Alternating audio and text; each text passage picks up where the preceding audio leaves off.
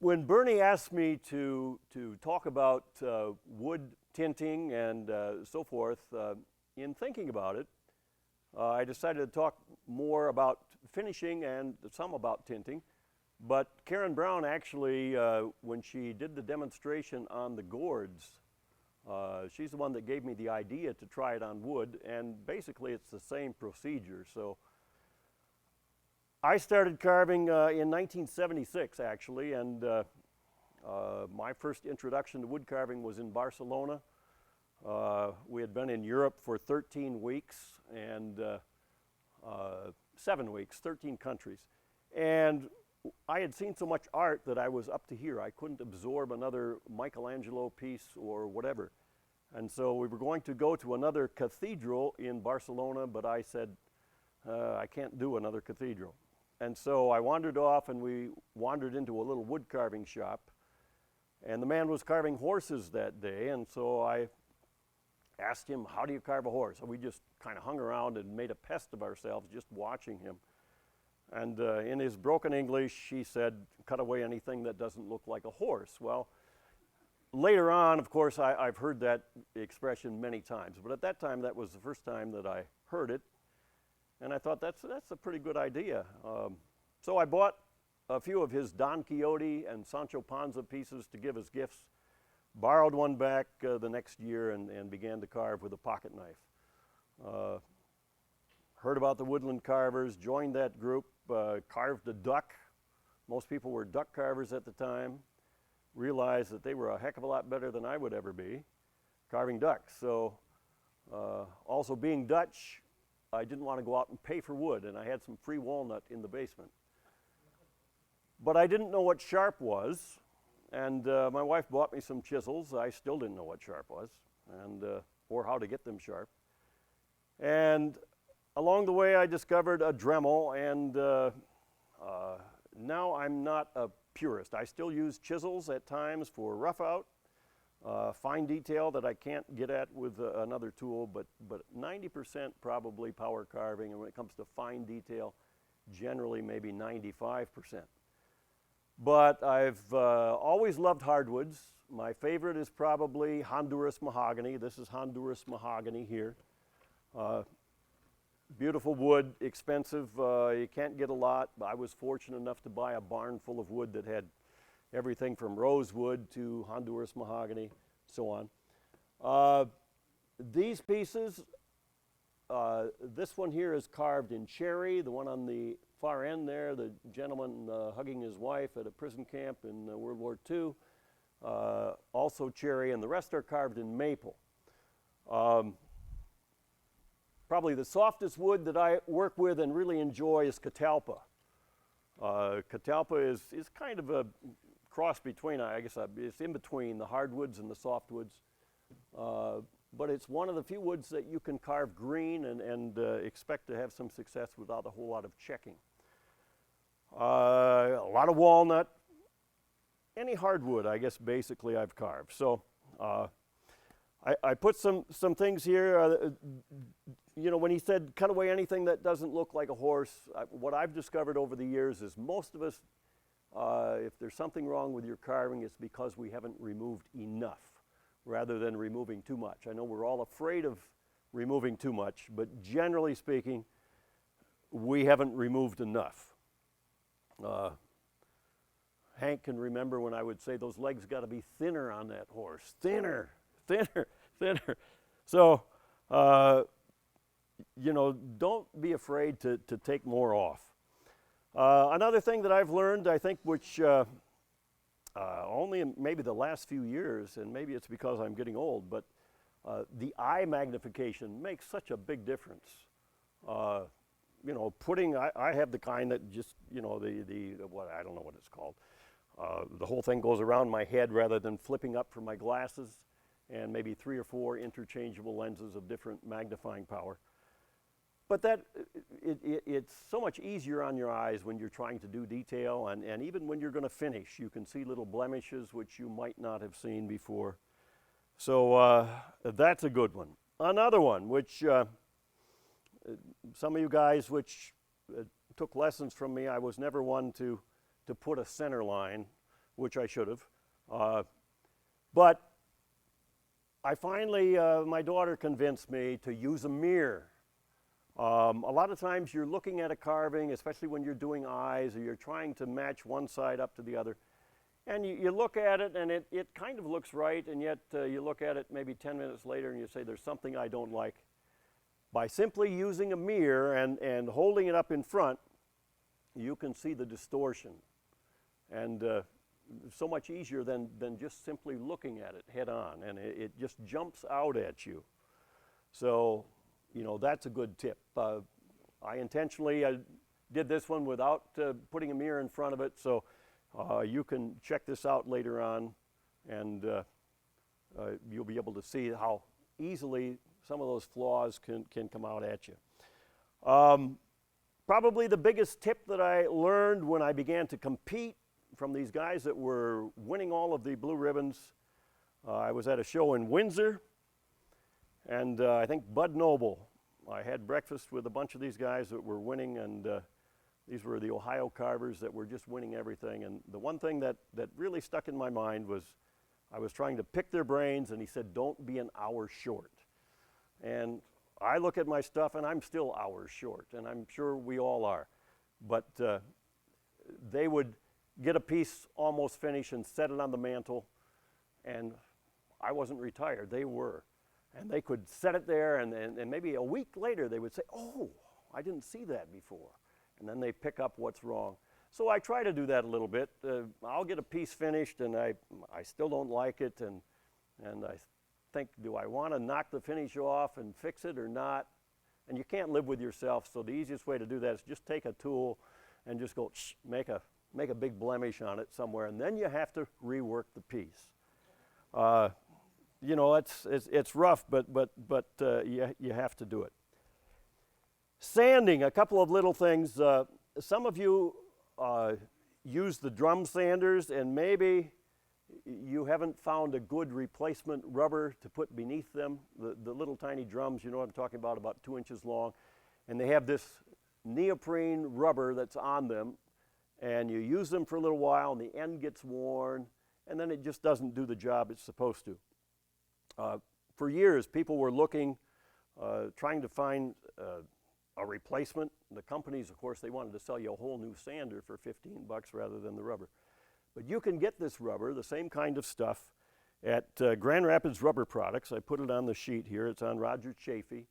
And you can buy a yard of it. It's been years since I bought any, but you can buy a yard of this stuff, and it'll last you a lifetime. And it's great not only for those sanders, but also when you want to sand some small things. And on this sheet, I put a little template here. Some of you want to make a tapered sander. And so you know, you fiddle around with different pieces, and finally you come up with a shape that will roll itself into a taper. And hopefully I can show you by just putting it on. What I'm going to put it on here is actually just an old cheap diamond bit. And some of you will say, well, why not the split mandrels? You can buy the split mandrels, 3/32 shaft, got a nice little split. You put your sandpaper in there, you wrap it around, either use rubber band or tape. My problem with that is you get it going a little bit too fast, and all of a sudden the thing will flip over, and I mean, you're hanging on to a propeller. That baby is whipping around like this, and I got hit once, and I said, never again. So I don't use the split mandrels anymore. I just take if I want a tapered one, I take one like this.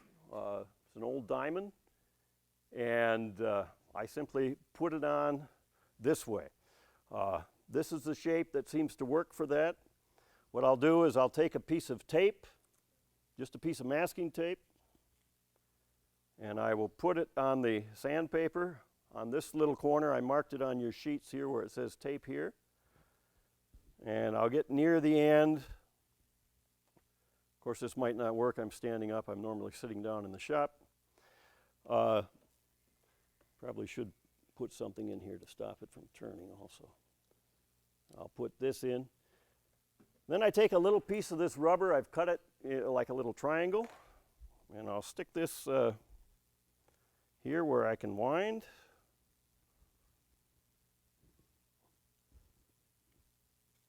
And in my shop, of course, things are hooked up and I'm sitting down. So we'll see if we can get this right.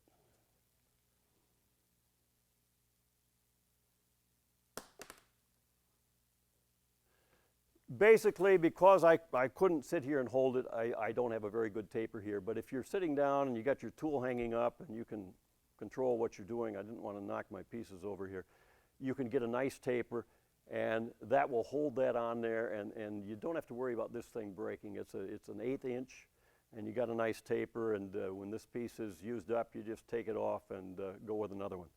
By the way, with these, when I put them on that little aluminum tube that the sander is on, I simply scrape the old one off.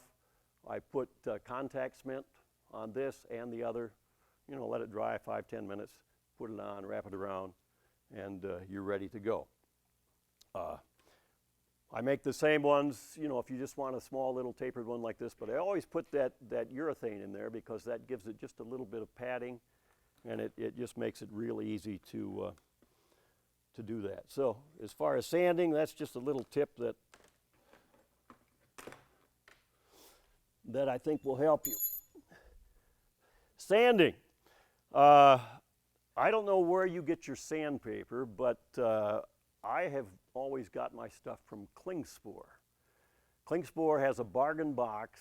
The big box has gone up. It used to be $29.95. I think the last catalog was $34.95. The only problem with that is they have a lot of coarse papers in there, and it seems like there's more coarse than the fine or the medium, which I find much more useful. But it's a good deal. They got the medium and fine box. It's a 10-pound box for $19.95, and man, I mean, you look at a couple of sheets of these paper, just buying it by the sheets, it's really expensive. Now a little bit about finishing. My basic finish on everything is a flat urethane made by Benjamin Moore. You can no longer buy it in a quart. When I started buying it, a quart of it was maybe $8.95. Now a quart is about $26.95, but you can't buy it in a quart. The last time I went, they say they're only going to make it in a gallon size. Problem with the gallon size is, and maybe you have the solution for me, my problem when I open this stuff up and get air in there is it crusts over the top. I've tried putting saran wrap down against it. I've tried turning the things upside down. I haven't found a good way. So if somebody's got a good way to preserve it, go right on the top of it because it's heavier. Thank you. You always continue to learn, so I appreciate that. But if I'm going to finish a piece, I guess I'll start with this piece. This is, you know, basically well, yeah, there was some Minwax Natural put on here. Minwax, just a brand name, and the natural is it's almost like water. I just put it on with a brush, let it soak in, wipe it off. Sometimes I'll put a second coat on, let it set for at least a day or so it's nice and dry, and then go from there. But sometimes you want to lighten the wood. I've tried wood bleaches and different things, but the best product that I've found is a product called Prime. It's made by Fabulon. Again, it's very expensive. You would have to go online to find somebody that has it. I got one of the companies in town, I think John Sevens, ordered me a gallon several years ago.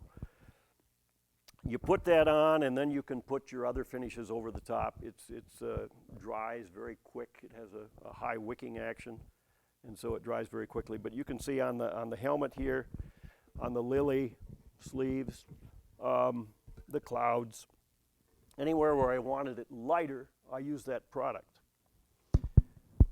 Then what I do, the final finish, like I said, then I put that Minwax or the Benjamin Moore product, which is called Benwood Flat. put it over the top. They say not to thin it. I usually thin it and put maybe, sometimes 4 coats, but usually 3.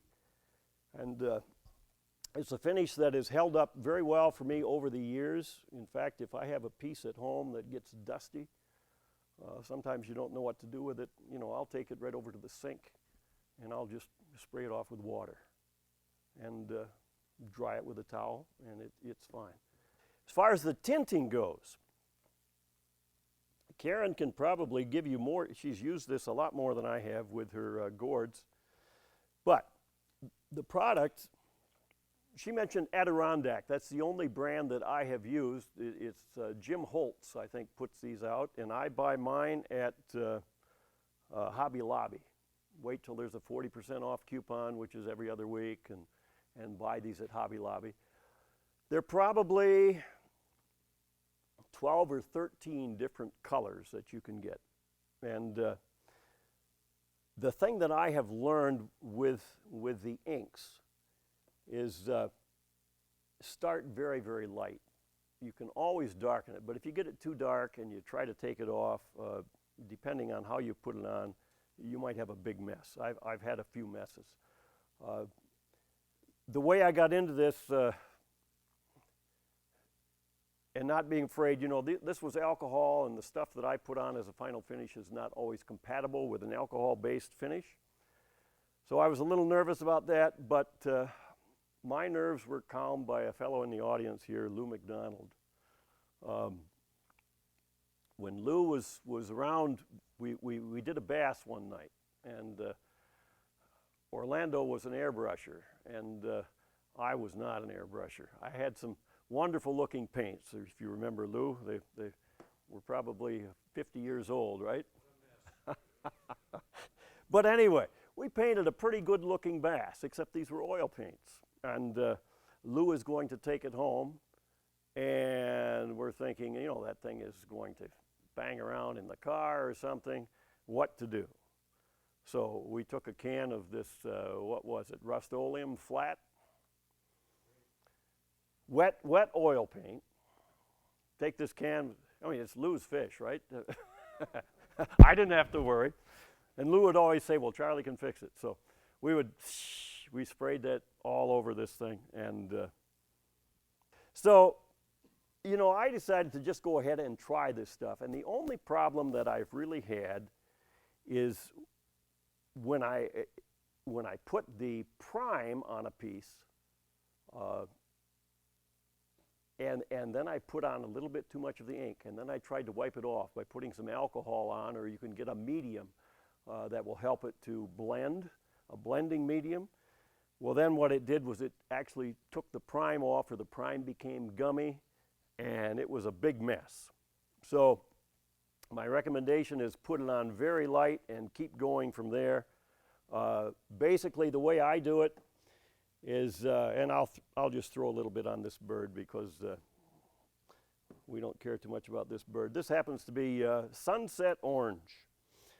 And so I'll just take a couple of drops, and I'm going to throw it in here, and I'm just going to take quite a bit of this alcohol and thin it down. And I start really thin, so it might not even show up. But I've learned, go slow. The first time I tried this was for the art piece that I had a couple of years ago. And I put it on that stick that had all those carvings on it, and I thought, I ruined it. It looked so garish. But then when I put the final finish on it, after it dried, it just kind of looked like a patina. So you just take this, and you're going to brush it on a little bit, and just get it on with a brush. And you can do two things. I would probably seal this with a Minwax sealer and let it dry. Probably 2 coats if I wanted to be real sure that I got it a nice surface so it's not going to absorb too much of the ink. Or if you sand it, up to, let's say, almost a 500 grit paper so that it's really, really smooth, and you're working in hardwoods, which I do, I don't think you'll have a problem. So you put it on, and before you put another coat on, just take a hairbrush or whatever, I couldn't find a hairbrush, but my daughter used to paint, and so she had this heat gun laying there. And so you just, let it dry a little bit, and then you go ahead and darken it up, or you can play mixing colors. You can do all kinds of things. And that's how I did all of these pieces. So this one here is kind of interesting. I wanted to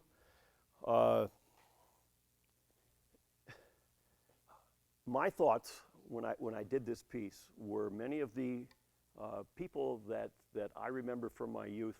I grew up in Fremont. Many of the people my parents' age were farmers, and I called this piece "Married Him in '39." That's when my folks were married. These are not my folks, but this lady here became one of the old women that I can remember in our church, and her name was Rennie Pell. They were farmers, but she was the hausfrau. She didn't have a whole lot of color, She would probably pick the strawberries and maybe take care of the chickens and so forth, but she was making the meals for the guys out in the fields. And her husband, of course, out in the fields a lot, and they probably didn't worry too much about skin cancer. They probably should have.